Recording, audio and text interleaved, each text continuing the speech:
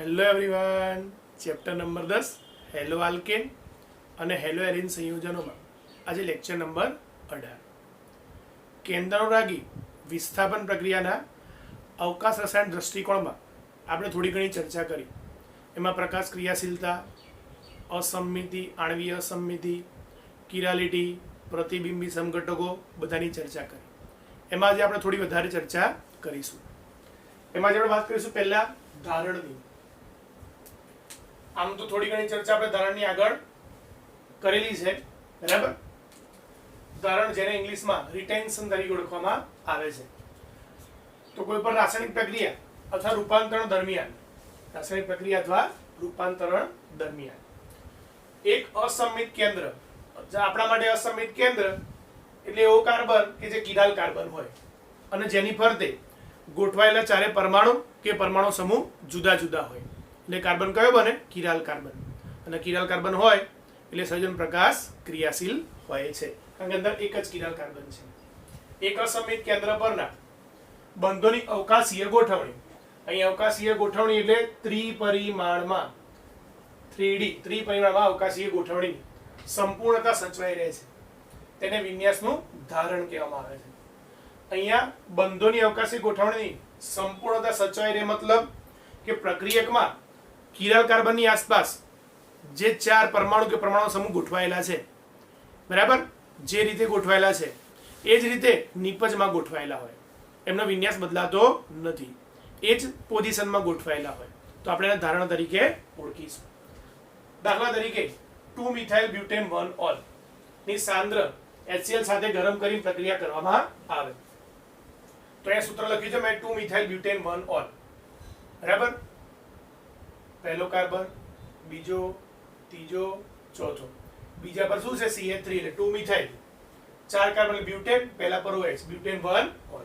પણ જુઓ આ કાર્બન કિરાલ નથી, કારણ કે 3 હાઇડ્રોજન છે, આ પણ નથી, આની પાસે પણ 2 હાઇડ્રોજન નથી, આ પણ નથી. આ એક જ કાર્બન કિરાલ છે. કેમ? એની જોડે આ C જોડે એક H છે, નીચે CH3 છે, આ બાજુ C2H5 છે, આ CH2CH3 મતલબ શું કહેવાય? C2H5 અને આ બાજુ CH2OH છે, એટલે કાર્બન કયો બન્યો? કિરાલ કાર્બન બન્યો, બરાબર.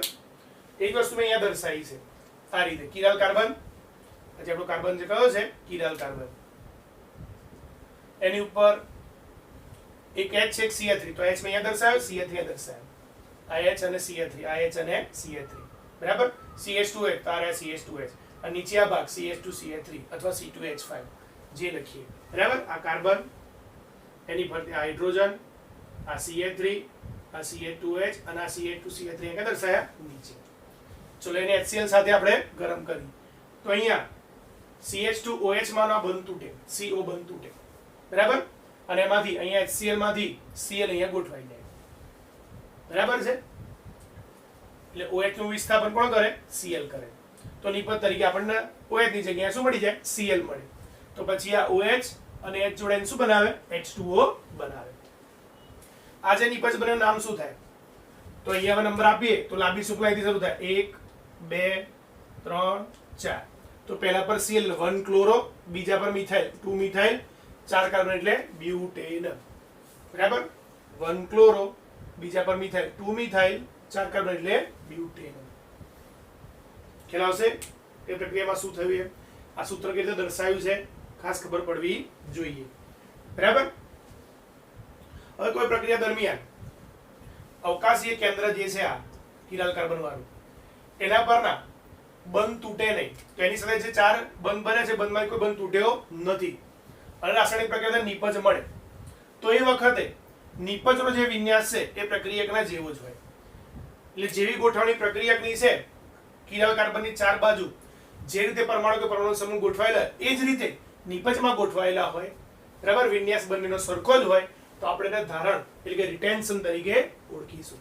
તો જો આ કિરાલ કાર્બન જોડે જે પોઝિશનમાં CH3H C2H5 હતા એ જ પોઝિશનમાં છે, બરાબર. કોઈ વિકર્મણ સ્થાન બદલાયા નથી, કોઈ પ્રતિબિંબ મળ્યું નથી. આ CH2OH એની જગ્યાએ હોય તેની જગ્યાએ Cl આવી ગયું, બરાબર. અહીંયા ફરક શું છે મેઇન? તો આ જે આપણો પ્રક્રિયક હતો અહીંયા લખ્યું છે -2 મિથાઇલ બ્યુટેન 1 ઓલ અને અહીંયા લખ્યું છે +1 ક્લોરો 2 મિથાઇલ બ્યુટેન. તો ફરક શું છે? તો બંનેમાં ફરક પ્રકાશીય બ્રહ્માંડનો છે કે આ સંયોજન જે છે એ ધ્રુવીભૂત પ્રકાશતલનું આ માઇનસ મતલબ કઈ બાજુ? ડાબી બાજુ કોણાવર્તન કરતું હોવું જોઈએ, જેને આપણે લીવો અથવા વામ બ્રહ્મણી તરીકે ઓળખીએ છીએ. એ જ રીતે અહીંયા પ્લસ છે મતલબ ધ્રુવીભૂત પ્રકાશતલનું કઈ તરફ? જમણી બાજુ કોણાવર્તન કરતું હોવું જોઈએ. કઈ બાજુ? જમણી બાજુ, જેને આપણે ડેક્સ્ટ્રો અથવા દક્ષિણ બ્રહ્મણી તરીકે ઓળખીએ છીએ. ઓકે, ખૂબ જ સિમ્પલ વસ્તુ છે, આગળ ચર્ચા થયેલી જ છે, છતાં પણ અહીંયા છે આપણે એકવાર ઉલ્લેખ છે એટલે આપણે જોઈ લીધું. ચલો, તો આ વાત છે ધરણની, ધ્યાનથી જોઈ અને નોંધી લો.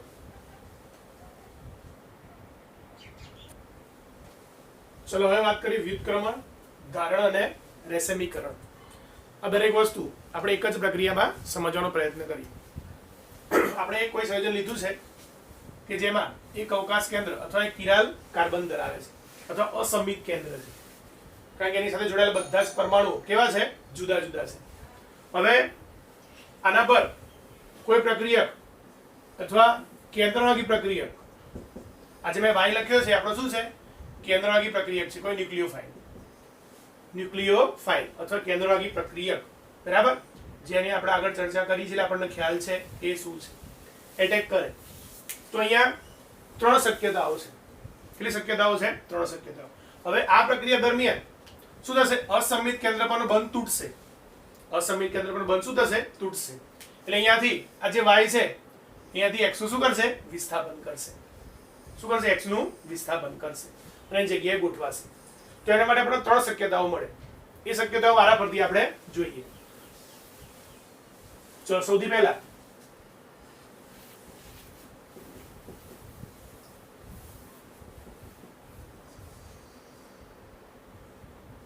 જે નિપજ મળે એમાં અહીંયા x નું વિસ્થાપન y વડે થાય તો આપણને આ પ્રકારની નિપજ મળે.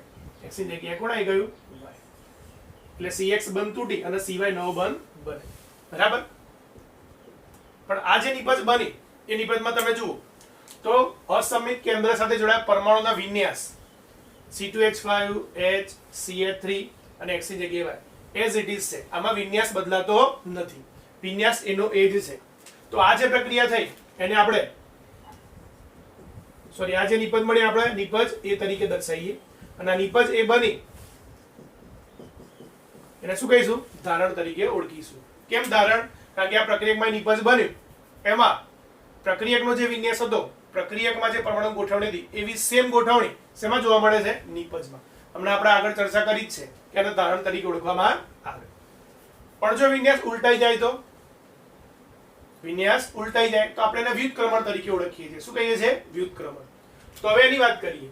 હવે જો બીજી શક્યતા એ છે કે ન્યુક્લિયોફાઇલ એ એટેક કરે, x નું સ્થાન લે, તો નિપજ તમારી આ રીતે બની શકે.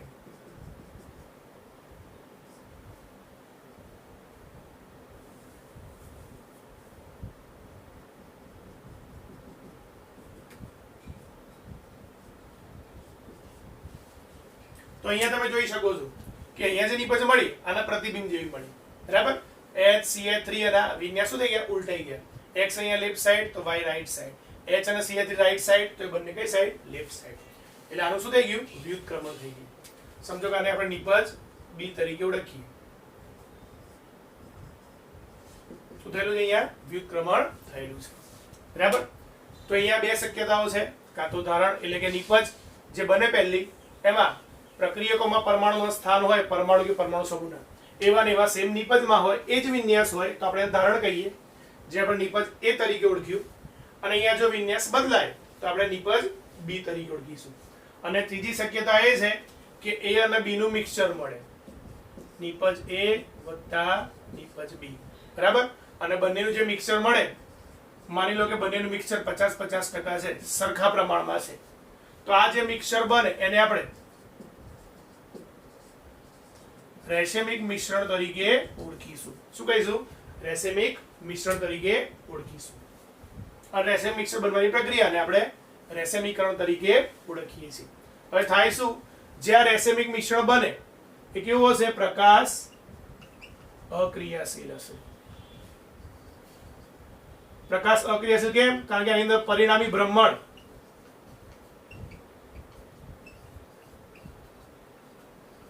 શૂન્ય હશે. શું હશે?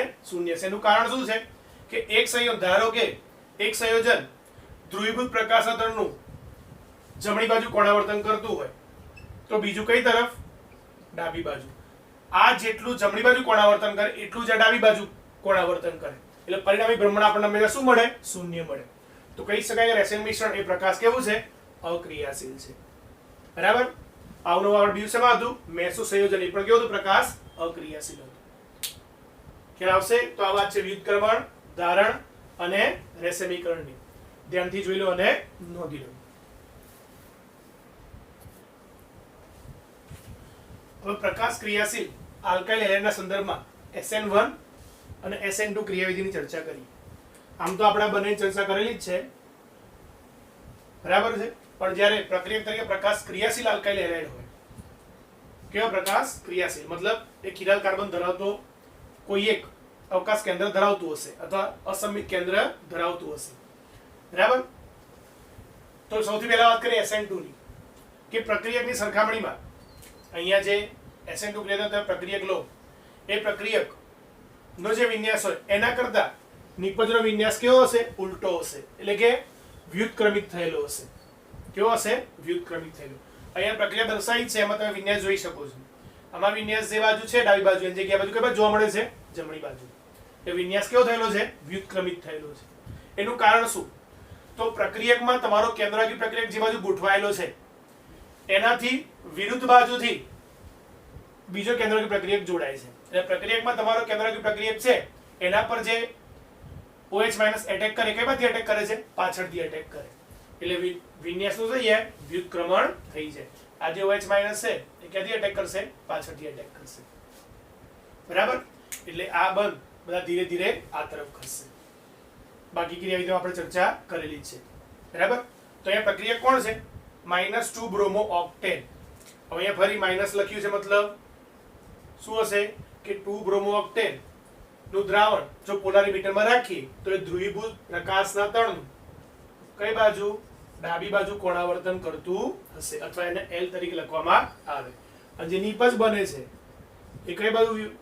જમણી બાજુ કોણાવર્તન કરતું જોવા મળશે. એટલે અહીંયા 2 બ્રોમો ઓક્ટેન, ઓક્ટેન એના 8 કાર્બન છે, 6, 7 અને 8. બીજા નંબરના કાર્બન પર Br વડે વિસ્થાપન થયેલું જોવા મળે છે. ચલો આના પર OH- એટેક કરે તો પાછળથી જોડાય તો વિન્યાસ શું થઈ જાય છે? બદલાઈ જાય. આનું વ્યુત્ક્રમણ થઈ જાય, આનાથી ઉલટો વિન્યાસ થઈ જાય, બરાબર. આ નિપજ બની પ્લસ ઓક્ટેન 2 ઓલ છે. 8 કાર્બનની શૃંખલા, બીજા પર OH એટલે ઓક્ટેન 2 ઓલ. પણ કેવો આગળ? પ્લસ, મતલબ આનું દ્રાવણ એ ધ્રુવીભૂત પ્રકાશતરણનું જમણી બાજુ કોણાવર્તન કરે છે, બરાબર. તો SN2 માં શું થાય? પ્રક્રિયકમાંથી નિપજ બને એમાં એને શું થયેલું હોય છે? વ્યુત્ક્રમણ થયેલું જોવા મળે છે. એનું કારણ શું? કે પ્રક્રિયકમાં જે કેન્દ્રાકી પ્રક્રિયક છે, બરાબર, એનાથી વિરુદ્ધ દિશાએથી બીજો કેન્દ્રાકી પ્રક્રિયક શું કરે છે? એના પર એટેક કરે છે. એટલા માટે એને વ્યુત્ક્રમણ થયેલું જોવા મળે છે. ચલો જોઈ લો અને નોંધી લો. ચલો હવે SN1. તો પ્રકાશ ક્રિયાશીલ આલ્કાઇલ હેલાઇડના સંદર્ભમાં જ્યારે SN1 ક્રિયાવિધિની વાત કરીએ ત્યારે હંમેશા આપણે શું થાય છે? રેસેમિક મિક્સચર મળે છે. એટલે કે એમાં નિપજનું રેશમીકરણ થાય છે. રેશમીકરણ થાય મતલબ આપણને બે નિપજ મળતી હોવી જોઈએ, બરાબર. એક ડેક્સ્ટ્રો હોય તો બીજી લીવો હોય, બરાબર છે. અથવા એક નિપજમાં ધારણ થયેલું હશે તો બીજી નિપજમાં વ્યુત્ક્રમણ થયેલું હશે. સૌથી પહેલા એક ઉદાહરણ લઈએ, 2 બ્રોમો બ્યુટેન. 1 2 3 4 કાર્બન છે, 1 2 3 4. બીજા પર Br છે તો 2 બ્રોમો બ્યુટેન, બરાબર. તો સૌથી પહેલા SN1 પ્રક્રિયા આપણને ખબર બે તબક્કામાં થાય. પહેલા તબક્કામાં એમાંથી શું બને? કાર્બોકેટાયન બને. શું બને? કાર્બોકેટાયન. તેમાંથી કાર્બોકેટાયન બને. અહીંથી CBr બંધ તૂટે, Br- છૂટો પડે. આંશિક ધન વીજભારિત છે, આંશિક ઋણ વીજભારિત છે, બરાબર. આંશિક ધન વીજભારિત, આંશિક ઋણ વીજભારિત. તમને ખબર છે પોલર પ્રોટિક, ધ્રુવીય પ્રોટિક દ્રાવકની હાજરીમાં પ્રક્રિયા થાય અને એમાંથી કાર્બોકેટાયન બને. તો આ કાર્બોકેટાયન સમતલીય હોય છે. કેવો હોય છે? સમતલીય. તેથી આ કાર્બનનું સંકળ કયું થાય? sp2. શું થાય? sp2. ચલો હવે આ જે સમતલીય કાર્બોકેટાયન બને એને મેં આ રીતે દર્શાવ્યું. હવે અહીંયા બે શક્યતાઓ છે, આના પર જે ન્યુક્લિયોફાઇલ એટેક કરે, બરાબર, આના પર Nu- એટેક કરે તો બે શક્યતાઓ છે, કાં તો Nu- અહીં આગળથી એટેક કરે અથવા પાછળથી એટેક કરે, બરાબર. જો સમતલ આપણે આ રીતે દર્શાવીએ, કાર્બોકેટાયન એક જ સમતલમાં છે, ત્રણે ત્રણ બંધ, આમ સમતલ દર્શાવીએ તો ન્યુક્લિયોફાઇલ એટલે કેન્દ્રીય પ્રક્રિયક આ રીતે આગળથી એટેક કરી શકે અથવા એની પાછળથી એટેક કરી શકે, બંને બાજુથી જોડાઈ શકે, બરાબર. અને જો આ સમતલ આ રીતે દર્શાવો, બરાબર, તો અહીંયા આગળથી એટેક કરી શકે, અહીંયા પાછળથી એટેક કરી શકે, બરાબર. એટલે સમતલ આ રીતે હોય તો ખબર પડી જાય આગળથી અથવા પાછળથી, સમતલ આમ હોય તો અહીંયા આગળથી જોડાઈ શકે અથવા પાછળથી ગમે ત્યાંથી જોડાઈ શકે, પણ બંને બાજુથી એટેક કરી શકે એ આપણને ખબર હોવી જોઈએ. તો આ કાર્બોકેટાયનની કક્ષક કે જેના પર OH- શું કરશે, એટેક કરશે. આ બાજુ આપણે દર્શાવ્યું, મતલબ આ સમતલ મેં આમ દર્શાવ્યું છે, એટલે OH- અહીંથી પણ જોડાઈ શકે અને અહીંથી પણ જોડાઈ શકે, બરાબર. તો આપણને બે નિપજ મળે છે, અહીંયા જોડાય શું થાય, અહીંયા જોડાય તો શું થાય, બરાબર. તો બંને નિપજ આપણે લખીએ. પહેલી જે નિપજ મળશે એમાં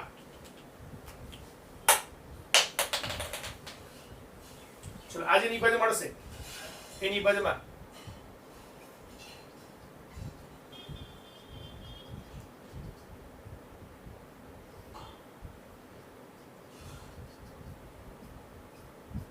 શું થયેલું હશે, વ્યુત્ક્રમણ થયેલું હશે, બરાબર. શું થયેલું હશે, વ્યુત્ક્રમણ થયેલું હશે. તો સમજીશું કે અહીંયા Nu- પાછળથી જોડાય છે, ક્યાંથી જોડાય છે, પાછળથી. આ રીતે નિપજ આપણને મળે, બરાબર. અને જો આગળથી જોડાતો હોય તો નિપજ શું મળે,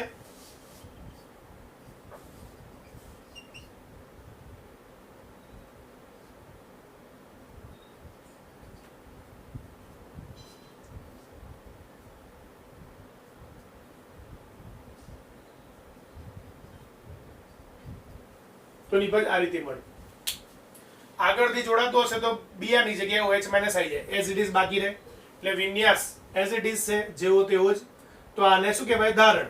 પણ જો Nu- પાછળથી એટેક કરે, પાછળથી જોડાય, બરાબર, તો વિન્યાસ શું થઈ જાય, વ્યુત્ક્રમણ. અહીંયા વ્યુત્ક્રમણ થયેલું છે આનાથી આ બાજુ, બરાબર. નામ આપે શું થાય, 1 2 અને બીજા બે 4 કાર્બન, બીજા પર OH, તો butane to all, butane to all.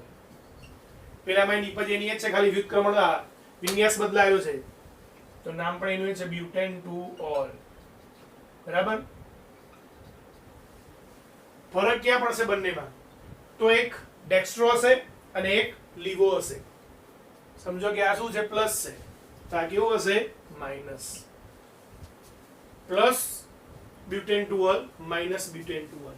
એટલે આ બે નિપજોને આપણને શું મળે, મિશ્રણ બને, જે એકબીજાના પ્રતિબિંબીઓ છે, બરાબર. અને એકબીજા પર અધ્યર્ભિત થતા નથી. એકબીજાના પ્રતિબિંબીઓ હોય, એકબીજા પર અધ્યર્ભિત થતા ન હોય તો આપણે શું કહીએ છીએ, ઇનાન્સ્યુમર્સ, પ્રતિબિંબી સમઘટકો તરીકે ઓળખીએ છીએ, બરાબર. તો અહીંયા બે નિપજો મળી, એક આપણી ડેક્સ્ટ્રો છે, પ્લસ મતલબ શું છે, ડેક્સ્ટ્રો, અને એક કેવી છે, લીવો. જેથી અહીંયા કીધું શરૂઆતમાં જ કે અહીંયા શું થાય, રેસેમીકરણ થાય, એટલે જે નિપજ મળે એ પર રેસેમિક મિક્સચર મળે છે. અને રેસેમિક મિશ્રણ એ પ્રકાશ અક્રિયાશીલ હોય છે. શા માટે, તો એક નિપજ ધ્રુવીભૂત પ્રકાશાંતરણનું જમણી બાજુ કોણાવર્તન કરે, બીજી નિપજ ડાબી બાજુ કોણાવર્તન કરે, અને જેટલું જમણી બાજુ કોણાવર્તન થાય એટલું જ ડાબી બાજુ કોણાવર્તન થાય, બરાબર છે. બંને એકબીજા અસર નાબૂદ કરે, એટલે પરિણામી ભ્રમણ શું થાય, શૂન્ય થાય. એટલા માટે રેસેમિક મિક્સચર પ્રકાશ અક્રિયાશીલ છે. ધ્યાનથી જોઈ લો અને નોંધી લો. ચલો હવે ચર્ચા કરીએ વિલોપન પ્રક્રિયા. ફરી વાત કરીએ વિલોપન પ્રક્રિયા. આલ્કાઇલ હેલાઇડ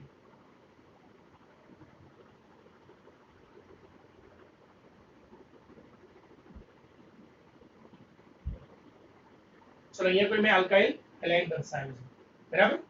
તો આ આલ્કાઇલ હેલાઇડ ની પ્રક્રિયા આલ્કોહોલીય QH સાથે કરવામાં, કોની સાથે, આલ્કોહોલીય QH સાથે કરવામાં આવે. તે વખતે અહીંયાથી હેલોજન અને અહીંયાથી એક હાઇડ્રોજન દૂર થાય. આ જે હેલોજન છે એ પોટેશિયમ સાથે જોડાય અને KX સ્વરૂપે દૂર થાય પ્લસ આ OH અને અહીંયાથી H એટલે કે H2O.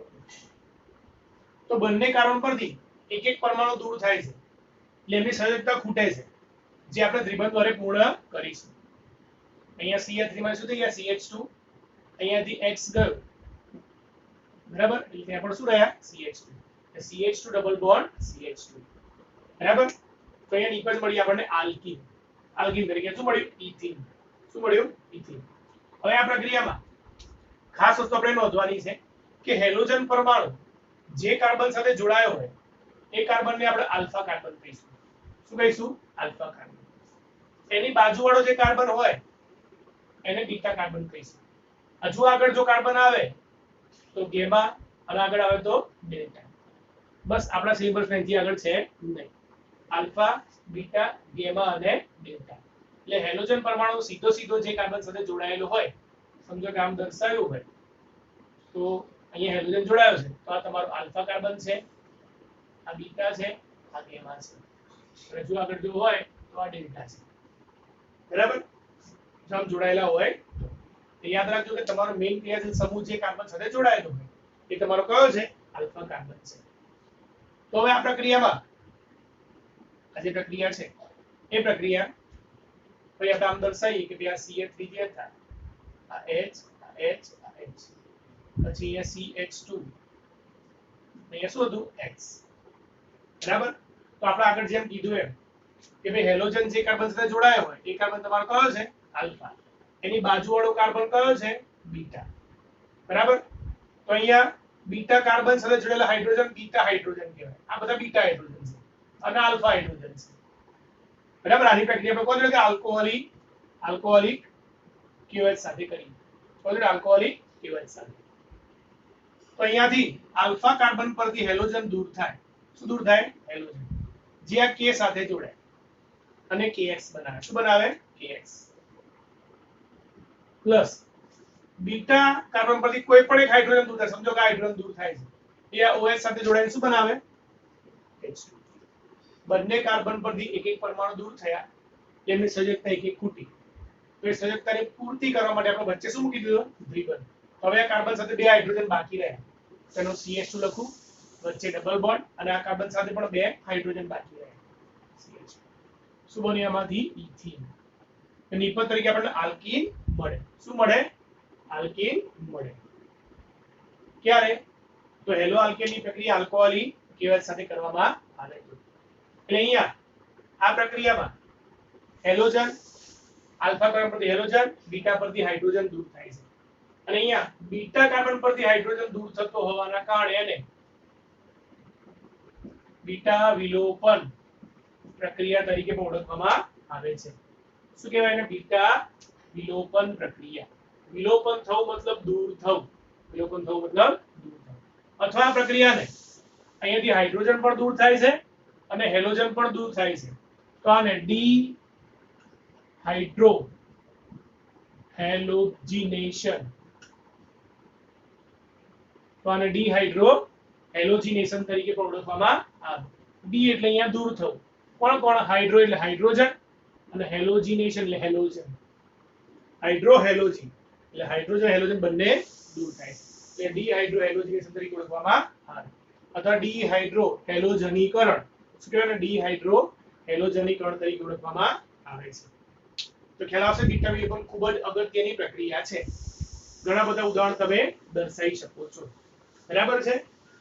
યાદ રાખો કઈ પ્રક્રિયા જાવી આ વિલોપન પ્રક્રિયા બીટા વિલોપન તરીકે પણ ઓળખાય અને ડીહાઇડ્રો હેલોજિનેશન પ્રક્રિયા તરીકે પણ ઓળખવામાં આવે છે. નોંધી લો પછી આગળ પ્રક્રિયામાં વાત કરી. હવે જ્યારે પ્રક્રિયામાં એક કરતા વધારે બીટા હાઇડ્રોજન હોય તો શું થાય તો એની ચર્ચા કરીએ. તો પહેલા એક કરતા વધારે બીટા હાઇડ્રોજન ક્યારે હોય બરાબર તો એક ઉદાહરણ દર્શાવું.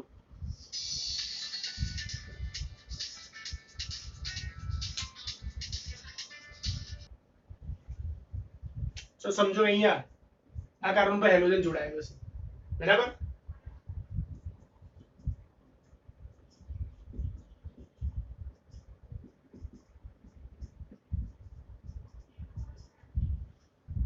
તો હવે આ તમારો કાર્બન આલ્ફા કાર્બન છે, એની સાથે જોડાયેલા જે કાર્બન છે એ કયા છે? બીટા કાર્બન છે. તો આ આલ્ફા કાર્બનની બંને બાજુ બીટા કાર્બન છે, તો એની બંને બાજુ બીટા હાઇડ્રોજન જોવા મળે. બરાબર, આ બધા બીટા હાઇડ્રોજન છે. તો હમણાં આગળ જે ઉદાહરણ જોયું તેમાં ફક્ત એક જ બીટા કાર્બન હતો. બરાબર, તો અહીંયા કેટલા બીટા કાર્બન છે? 2. તો અહીંયા બે શક્યતાઓ છે. અહીંયાથી હેલોજન દૂર થાય, એની સાથે અહીંયાથી હાઇડ્રોજન દૂર થાય, અથવા અહીંયાથી હેલોજન દૂર થાય, એની સાથે અહીંયાથી હાઇડ્રોજન દૂર થાય. એટલે અહીંયા બે નિપજોનું શું મળે? આપણને મિશ્રણ મળે. બરાબર, બે નિપજોનું મિશ્રણ મળે. ક્યારે? જ્યારે આલ્ફા કાર્બનની આજુબાજુ બે બીટા કાર્બન જોડાયેલા હોય ત્યારે. બરાબર છે, એક કરતા વધારે બીટા હાઇડ્રોજન હોય ત્યારે શક્યતા ઉદ્ભવે છે. 1875 માં સૌપ્રથમ રશિયન રસાયણશાસ્ત્રી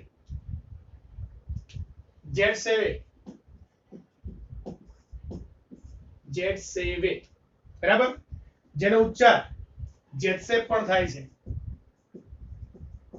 એનો ઉચ્ચાર જેટસેપ પણ થાય છે.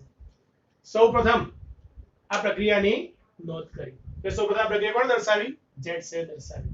બરાબર, અને એને ટૂંકમાં ડિહાઇડ્રો હેલોજનીકરણ પ્રક્રિયાને દર્શાવી. એને એવું કીધું કે ભાઈ બે નિપજો જે બને, બે નિપજોનું મિશ્રણ, એમાં જે નિપજમાં દ્વિબંધ ધરાવતા કાર્બનની આજુબાજુ આલ્કાઇલ ગ્રુપની સંખ્યા વધારે હોય એ મુખ્ય નિપજ, અને જેમાં ઓછી હોય એ ગૌણ નિપજ તરીકે દર્શાવી. અહીંયા નિપજ લખીએ પછી આપણને ખ્યાલ આવશે. બરાબર, ચલો અહીંયા બે શક્યતાઓ શું હતી આપણી? આ આપણો આલ્ફા કાર્બન છે, અહીંયા કયો છે? બીટા. આ પણ શું છે? બીટા. આપણે કોનું ઉદાહરણ લીધું છે? 5 કાર્બન, બીજા પર Br, 2 બ્રોમોબ્યુટેન. શું છે? 2 બ્રોમોબ્યુટેન. તો અહીંયાથી Br દૂર થાય, તો પહેલી આપણે અહીંયાથી હાઇડ્રોજન દૂર કરીએ, તો નિપજ શું બને? CH3 CH2 CH2 CH double bond CH2. અહીંથી Br દૂર થયો, અહીંથી H દૂર થયો, અહીંથી Br, અહીંથી H, એટલે CH ના CH2, અને અહીંયા શું આવ્યું? CH, અને વચ્ચે શું આવી ગયું? Double bond. આ નિપજ છે પેન્ટ 1 ઇન, પેન્ટ 1 ઇન, કારણ કે પહેલા પર દ્વિબંધ છે. ચલો બીજી શક્યતા શું છે? તો બીજી શક્યતા એવી છે કે તમારે અહીંયાથી Br દૂર થાય અને અહીંયાથી હાઇડ્રોજન દૂર થાય, અહીંયાથી હાઇડ્રોજન દૂર થાય, તો બીજી નિપજ શું મળે? તો CH3 CH2, અહીંયાથી હાઇડ્રોજન દૂર થાય એટલે CH, પછી વચ્ચે આવશે ડબલ બોન્ડ, અહીંયા CH, અને છેલ્લે CH3. એટલે અહીંથી Br દૂર થયો, અહીંથી H દૂર થયો, વચ્ચે શું આવ્યો? દ્વિબંધ. તો હવે 1 2 3 4 5, તો આ નિપજ મળશે પેન 2 ઇન. શું મળશે? Pant 2 in. ચલો એ બે નિપજોનું મિશ્રણ મળ્યું. એનું કારણ શું હતું? કારણ કે એક કરતા વધારે બીટા હાઇડ્રોજન છે, એટલે બે નિપજોનું મિશ્રણ મળે. બે નિપજોનું મિશ્રણ મળે એમાં જેટસેવે એવું કીધું કે મિશ્રણમાં દ્વિબંધ ધરાવતા જે કાર્બન છે, આ બે કાર્બન આપણા દ્વિબંધ ધરાવતા છે, અહીંયા અને આ બે અહીંયા દ્વિબંધ ધરાવતા કાર્બન. તો દ્વિબંધ ધરાવતા કાર્બનની આજુબાજુ જેમ આલ્કાઇલ ગ્રુપ વધારે એમ નિપજ વધુ પ્રમાણમાં મળે. તો આ દ્વિબંધ ધરાવતા કાર્બનમાં આ બાજુ તો આલ્કાઇલ ગ્રુપ છે જ, પણ આ કાર્બનની બાજુ કોઈ આલ્કાઇલ ગ્રુપ છે નહીં. જ્યારે અહીંયા દ્વિબંધ ધરાવતા બે કાર્બનની આ બાજુ એક આલ્કાઇલ ગ્રુપ છે, આ બાજુ પણ બીજું આલ્કાઇલ ગ્રુપ છે, એટલે આમાં બંને બાજુ આલ્કાઇલ ગ્રુપ મળે છે. તો આ નિપજ તમારી મુખ્ય હોવી જોઈએ, મુખ્ય નિપજ હોવી જોઈએ. કઈ? પેન્ટ 2 ઇન એ તમારી મુખ્ય નિપજ હોવી જોઈએ. અને નું પ્રમાણ લગભગ આપણે કેટલું છે? અહીંયા 81% છે, અને આનું પ્રમાણ કેટલું છે? 19% છે. ખૂબ જ અગત્યની થિયરી છે. આખી વિલોપન પ્રક્રિયા એટલે કે બીટા વિલોપન પ્રક્રિયા પૂછી શકાય, અથવા તમારે ફક્ત એટલું પણ પૂછે જેટસેવ અથવા જેટસેપ રૂલ સમજાવો. બરાબર, એના દ્વારા બીટા વિલોપન સમજાવો, તો આપણે એ પણ દર્શાવી શકીએ. તો આ વાત થઈ વિલોપન પ્રક્રિયાની, ધ્યાનથી તૈયાર કરવાની. આના સિવાય અન્ય ઉદાહરણ પણ તમે દર્શાવી શકો છો. બસ ધ્યાન એટલું રાખવાનું કે હેલોજન જે કાર્બન સાથે જોડાય એની બાજુ આજુબાજુ બે બીટા કાર્બન હોવા જોઈએ. બરાબર, ખૂબ જ અગત્યની પ્રક્રિયા છે, ધ્યાનથી જોઈ લો અને નોંધી લો. ચલો કેટલીક ધાતુઓ સાથેની પ્રક્રિયા આપણે જોઈએ. બરાબર. મોટા ભાગના કાર્બનિક ક્લોરાઇડ, બ્રોમાઇડ અને આયોડાઇડ, એટલે કાર્બનિક હોય તો ભાઈ આલ્કેન કોઈ સંયોજન છે એમાં Br જોડાય તો બ્રોમાઇડ કહેવાય, અથવા એની જગ્યાએ Cl જોડાય ક્લોરાઇડ, અથવા I જોડાય તો આયોડાઇડ. એટલે આ બધા હેલો આલ્કેન છે. શું છે? Hello alkane. એટલે મોટા ભાગના કાર્બનિક ક્લોરાઇડ, બ્રોમાઇડ અને આયોડાઇડ સંયોજન કેટલીક ધાતુઓ સાથે, કોની સાથે? ધાતુઓ સાથે પ્રક્રિયા કરી કાર્બન અને ધાતુ વચ્ચે બંધ ધરાવતા સંયોજનો બનાવે છે. કોની વચ્ચે? કાર્બન અને ધાતુ વચ્ચે. તો એવા સંયોજનોને કાર્બધાત્વીય સંયોજનો તરીકે ઓળખવામાં આવે છે. નામ જ છે કાર્બધાત્વીય, એટલે કાર્બન અને ધાતુ વચ્ચે બનતો બંધ અથવા એ બંધ ધરાવતા સંયોજનો, જે આપણે કાર્બધાત્વીય સંયોજનો તરીકે ઓળખીએ છીએ. આવા સંયોજનોની સૌપ્રથમ શોધ 1900 માં વિક્ટર ગ્રિગ્નાર્ડ નામના વૈજ્ઞાનિકે કરી. વિક્ટર ગ્રિગ્નાર્ડે. બરાબર. કોની? કાર્બધાત્વીય સંયોજનની, જેને આપણે શોર્ટમાં RMGX તરીકે લખીશું. હવે આજે મેં RMGX લખ્યો છે એ શું છે? ગ્રિગ્નાર્ડ પ્રક્રિયક છે. કોણ? RMGX. R એટલે alkyl group, methyl ethyl propyl butyl કોઈ પણ, અને MgX. હવે અહીંયા મિથાઇલ ઇથાઇલ પ્રોપાઇલ બ્યુટાઇલ કોઈ પણ હોય તો કાર્બનનો બંધ કોણ જોડાવે? મેગ્નેશિયમ ધાતુ સાથે આવે. તેને કાર્બધાત્વીય સંયોજનો તરીકે ઓળખવામાં આવે. ચલો એક ઉદાહરણ દર્શાવ્યું છે કે કેવી રીતે બનાવી શકાય. તો એ લીધું છે બ્રોમો ઇથેન CH3CH2Br, જેને આપણે C2H5Br તરીકે પણ લખી શકીએ. એની પ્રક્રિયા આપણે મેગ્નેશિયમ સાથે કરીએ. કોની હાજરીમાં? શુષ્ક ઇથરની હાજરીમાં. તો અંદર મેગ્નેશિયમ જોડાઈ જાય તો CH3CH2 MgBr. આની અંદર વચ્ચે શું થઈ ગયું? Mg ઉમેરાઈ ગયો. હવે આ કાર્બન અને Mg વચ્ચે બંધ બની ગયો. બરાબર. આ CH3CH2 ને આપણે આલ્કાઇલ ગ્રુપ છે એટલે R તરીકે દર્શાવીએ તો એને RMGX પણ લખી શકાય છે. શું લખી શકાય? RMGX, જેને આપણે ગ્રિગ્નાર્ડ પ્રક્રિયક તરીકે ઓળખીશું. કોને? RMGX.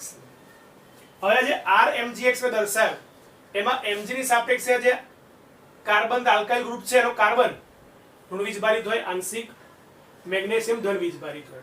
આમના વચ્ચેનો બંધ સહસંયોજક હોય છતાં પણ એ બંધ કેવો છે? ધ્રુવીય છે. કેવો છે? ધ્રુવીય.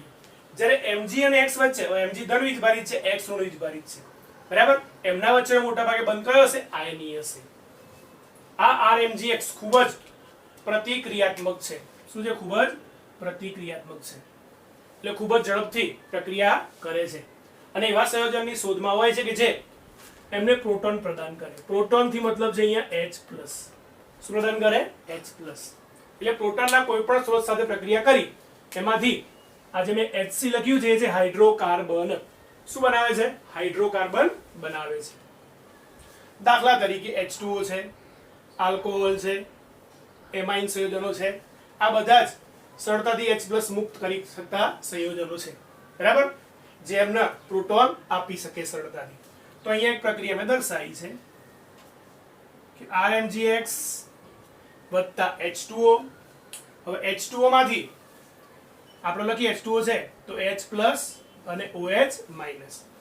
એમાંનો જે આ H+ છે R સાથે જોડાય તો એમાંથી RH બને. શું બને? RH. બરાબર. આ બાકી રહે OH- એ Mg અને X સાથે જોડાય તો Mg કૌંસમાં OH * X, MgOH X તરીકે દર્શાવાય.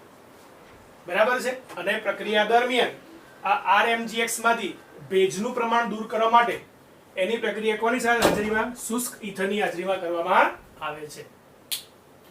બીજી અગત્યની વસ્તુ કે આલ્કાઇલ હેલાઇડમાંથી હાઇડ્રોકાર્બન બનાવવા માટેની પ્રક્રિયા માટે આ પ્રક્રિયા ખૂબ જ અગત્યની છે. એટલે અલગ અલગ પદ્ધતિઓમાંની આ એક પદ્ધતિ છે. કઈ પદ્ધતિ? ગ્રિગ્નાર્ડ પ્રક્રિયકના ઉપયોગ દ્વારા. શું બનાવવા માટે? આલ્કાઇલ હેલાઇડમાંથી હાઇડ્રોકાર્બન બનાવવા માટે. ઓકે, ધ્યાનથી જોઈ લો અને નોંધી લો. RMGX ગ્રિગ્નાર્ડ પ્રક્રિયકની જલીય HX સાથે પ્રક્રિયા કરવામાં આવે તો એમાંથી આ જે HX છે હેલોજન એસિડ. બરાબર. એમાંનો આ H છે એ H કોની જોડે ગોઠવાય? R સાથે ગોઠવાય. બરાબર. પછી આ Mg અહીંથી બંધ તૂટે Mg અને X અને બીજો X એટલે MgX2 અંદર શું થાય દૂર થાય. આ બની ગયો હાઇડ્રોકાર્બન. ચલો એનું ઉદાહરણ પણ આપણે જોઈએ.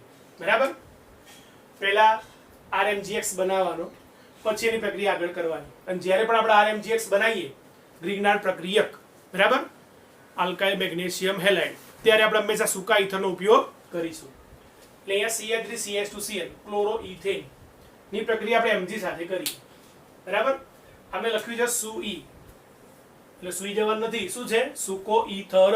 સૂકા ઇથરની આથી પ્રક્રિયા થાય તો શું થાય? એમાંથી Mg અંદર જોડાઈ જાય તો CH3CH2 MgCl, CH3CH2 MgCl. એટલે પહેલા બન્યો આપણો આ RMGX. RMG શું બન્યો?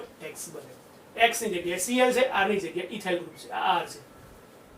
એની પ્રક્રિયા આગળ જલીય HCl સાથે કરવામાં આવે. કોની સાથે? જલીય HCl સાથે. તો શું થાય? તો અહીંથી આ MgCl છૂટું પડે, આ જે HCl માંથી H, આ H અહીંયા જોડાય તો CH3, આ CH2 છે, આ એક H એટલે CH3CH3 ઇથેન. MgCl છે, એનો જો બીજો એક Cl આવે તો MgCl2. શું બને? MgCl2. બરાબર, આ MgCl છે, આ Cl છે, અહીંયા આ Cl છે, MgCl. બરાબર, એટલે MgCl અને આ Cl તો MgCl2, અહીંયાથી H અહીંયા જોડાય એટલે ઇથેન. શું બન્યું? CH3CH3 એટલે ઇથેન. અન્ય એક ઉદાહરણ, ક્લોરોબેન્ઝીન પ્લસ Mg. સૂકા ઇથરની આથી પ્રક્રિયા કરીએ તો Mg ઉપર જોડાઈ જાય જોડે તો ફિનાઇલ મેગ્નેશિયમ ક્લોરાઇડ. શું કહેવાય એને? ફિનાઇલ મેગ્નેશિયમ ક્લોરાઇડ. બરાબર, જલીય HCl સાથે પ્રક્રિયા કરીએ, જલીય HCl સાથે, એટલે શું થાય? અહીંથી MgCl દૂર થાય. એટલે અહીંયા જે સંયોજકતા બાકી રહે એ કોના દ્વારા પૂરું થાય? H દ્વારા. એટલે H અહીંયા ગોઠવાઈ જાય. એટલે જે C6H5 હોય તો એની જગ્યાએ થઈ જાય C6H6, એટલે બેન્ઝીન બની જાય. શું બની જાય? બેન્ઝીન. કે MgCl જે વિસ્થાપન કર્યું હતું એટલે અહીંથી હાઇડ્રોજન દૂર થયો હતો, હવે આ દૂર થાય એની જગ્યાએ હાઇડ્રોજન પાછો આવી જાય એટલે શું બને? બેન્ઝીન. પછી MgCl અને આ Cl એટલે MgCl2, મેગ્નેશિયમ ડાઇક્લોરાઇડ. ચલો પછી અન્ય એક પ્રક્રિયા CH3I આયોડોમિથેન પ્લસ Mg. સૂકા ઇથરની હાજરીમાં CH3MgI, methyl magnesium iodide. Methyl magnesium iodide. હવે પ્રક્રિયા બંને રીતે દર્શાવી છે. જો જલીય H2O અથવા H2O વડે જળ વિભાજન કરવામાં આવે અથવા જલીય હેલોજન એસિડ લેવામાં આવે તો ફરક શું પડે? મેઇન હાઇડ્રોકાર્બન તો એક જ બને, આલ્કેન. ફરક પડે પાછળ જે સાઈડ નિપજ મળે છે એમાં. અહીંયા શું બને? તો આ CH3 છે, એમાં H2O માંથી H પ્લસ વત્તા શું છે? OH minus. તો આ જે H પ્લસ છે CH3 સાથે જોડાય તો એ CH4 બને. પછી આ MgI છે, જો કે આ OH માઇનસ જોડાય. કોણ જોડાય? OH minus. કોણ જોડે? MgI સાથે, તો MgOHI. MgOHI બને. પણ જલીય હેલોજન એસિડ હોય તો શું થાય? તો આ CH3 સાથે H જોડાય તો CH4 અને MgI જોડે બીજો એક I જોડાય તો MgI2. તો તમે જ્યારે H2 સાથે પ્રક્રિયા કરો તો અહીંયા MgOHX બને. જનરલ લખે કોઈ પણ તો શું લખાય? MgOH, આ ફિક્સ છે, અને અહીંયા X આવે. હેલોજન તરીકે Cl હોય Cl, Br હોય તો Br, I હોય તો I. બરાબર, અને અહીંયા શું આવે? MgX2 આવે. શું આવે? MgX2. તો એના ઘણા ઉદાહરણ છે. કોના? ગ્રિગ્નાર્ડ પ્રક્રિયક નો ઉપયોગ કરી હેલો આલ્કેન માંથી આલ્કેન અથવા હાઇડ્રોકાર્બન બનાવવા માટેના. બરાબર, તો હાઇડ્રોકાર્બન બનાવવાની પદ્ધતિઓમાંની એક અગત્યની પદ્ધતિ આ છે, ગ્રિગ્નાર્ડ પ્રક્રિયક દ્વારા. ધ્યાનથી જોઈ લો ને ઉદાહરણ નોંધી લો. ધાતુઓ સાથેની પ્રક્રિયામાં બીજી ખૂબ અગત્યની પ્રક્રિયા છે વુડ્સ પ્રક્રિયા. ખૂબ જ અગત્યની પ્રક્રિયા છે. વુડ્સ પ્રક્રિયામાં આલ્કાઇલ હેલાઇડ તમારું જે સંયોજન હોય એ આલ્કાઇલ હેલાઇડની શુષ્ક ઇથરમાં સોડિયમ ધાતુ સાથે પ્રક્રિયા કરવામાં આવે. આલ્કાઇલ હેલાઇડની શુષ્ક ઇથરમાં કોણ જોડે? સોડિયમ ધાતુ સાથે પ્રક્રિયા કરવામાં આવે તો આલ્કાઇલ હેલાઇડમાં જેટલા કાર્બન હોય એના કરતા બમણા કાર્બન ધરાવતો આલ્કેન આપણને મળે છે અથવા હાઇડ્રોકાર્બન મળે છે. આલ્કાઇલ હેલાઇડની શુષ્ક ઇથરમાં કોણ જોડે? સોડિયમ ધાતુ સાથે પ્રક્રિયા કરવામાં આવે તો આલ્કાઇલ હેલાઇડમાં જેટલા કાર્બન હોય, આલ્કાઇલ હેલાઇડમાં જેટલા કાર્બન હોય એના કરતા બમણા કાર્બન ધરાવતો આપણને હાઇડ્રોકાર્બન અથવા આલ્કેન મળે છે. પ્રક્રિયા દ્વારા આપણે સમજ મેળવીએ. આ જે આલ્કાઇલ હેલાઇડ એની પ્રક્રિયા આપણે સોડિયમ ધાતુ સાથે કરીએ કોની સાથે? સોડિયમ ધાતુ સાથે કરી 2RX + 2Na. તો હવે કોની હાજરી પ્રક્રિયા કરવાની છે? આવી આ શુષ્ક ઈથરની હાજરીમાં પ્રક્રિયા કરી. શુષ્ક ઈથરની હાજરીમાં પ્રક્રિયા કરી. 2RX છે, 2Na છે, એટલે આમ લખ્યું ભાઈ RX બરાબર, પછી plus Na plus Na plus RX. RX બે વાર છે એટલે બે વાર લખ્યું, Na પણ બે વાર એટલે બે વાર લખ્યા બરાબર. તો નિપજ શું બને? હું જરા ઉલટું લખું છું RX બરાબર, સરળતાથી સમજી શકાય એટલા માટે. તો અહીંયાથી આમાંથી એક x Na સાથે દૂર થાય, આમાંથી પણ એક x Na સાથે દૂર થાય, એટલે 2NX દૂર થાય અને જોડાય કોણ? R અને R, એટલે બે R જોડાય એટલે નિપજ તમારી શું મળે? R R, તમારો આલ્કેન હાઇડ્રોકાર્બન બરાબર, પ્લસ 2NaX. આ NX કેટલી વાર? બે વાર, અને R બંધ શું બને? R. એટલે તમારે અહીંયા એક કાર્બન ધરાવતો આલ્કેન હોય તો તમારે કેટલા કાર્બન વાળો મળે? બે કાર્બન વાળો મળે છે. એ પ્રક્રિયા સરળતાથી સમજી શકાય. આ જ પ્રક્રિયા આપણે 11મા ધોરણમાં અભ્યાસ કરી ચૂક્યા છીએ બરાબર. ચલો ઉદાહરણ તરીકે બીજી પ્રક્રિયા લઈએ. આની જગ્યાએ કોઈ આલ્કાઇલ ગ્રુપ લઈને પ્રક્રિયા જોઈએ આપણે. 2CH3Cl + 2Na. પ્રક્રિયા કોની હાજરીમાં? શુષ્ક ઈથરની હાજરીમાં પ્રક્રિયા આપણે કરીએ બરાબર. તો શું થશે હવે? CH3 બે વાર જોડાશે, CH3 બંધ CH3 પ્લસ 2NaCl. શું બનશે? 2NaCl બરાબર. આ પ્રક્રિયા આપણે લખીએ કે CH3Cl પ્લસ, હવે એને વચ્ચે બે વાર લખી દો, પછી અહીંયા Cl જોડે CH3 આગળ લખીએ બરાબર. તો અહીંયાથી આ એક NaCl, આ બીજો NaCl દૂર થાય, CH3 બંધ CH3, ઇથેન પ્લસ 2NaCl બરાબર. એટલે અહીંયા ક્લોરોમિથેન એક કાર્બન વાળો આલ્કાઇલ એડ છે, એના કારણે સામે નિપજમાં કેટલા કાર્બન વાળો મળે? બે કાર્બન વાળો મળે. એટલે જ્યારે બમણા કાર્બન વાળો હાઇડ્રોકાર્બન બનાવવો હોય તો આપણે હંમેશા કઈ પ્રક્રિયાનો ઉપયોગ કરીશું? વુડ્સ પ્રક્રિયાનો ઉપયોગ કરીશું બરાબર. જો એ ઇથાઇલ ક્લોરાઇડ લીધો હોય, કોણ લીધો? ઇથાઇલ ક્લોરાઇડ, તો નિપજ ખબર પડી જાય. 2C2H5Cl plus 2Na.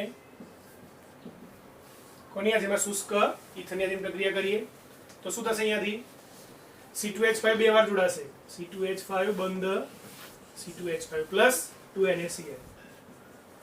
બે વાર C2H5 મતલબ એક C2H5 મતલબ CH3CH2, બીજામાં CH2CH3. એના જો ફરી CH3CH2 અલગ થાય, CH3 હંમેશા છેડે આવે. ક્યાં આવે? છેડે, CH2CH3. અથવા એવું ના આમ લખો તો પણ ચાલે, CH3CH2Cl, તો ઈઝીલી તમને ખબર પડે બરાબર. 2CH3CH2Cl plus 2Na. ખ્યાલ આવે છે? બે અને આ બે Cl સાથે જોડાય અને આ CH3CH2 બે વાર એક બે સાથે જોડાય, એટલે એક કાર્બન લે તો બે કાર્બન વાળી નિપજ મળે, બે કાર્બન લો તો ચાર કાર્બન વાળી. એટલે ક્લોરોઇથેન લો તેમાંથી બ્યુટેન મળે. શું મળે? બ્યુટેન. તો આ વાત છે ધાતુઓ સાથેની પ્રક્રિયાની. ખૂબ જ અગત્યની પ્રક્રિયા છે, ધ્યાનથી જોઈ અને નોંધી લો.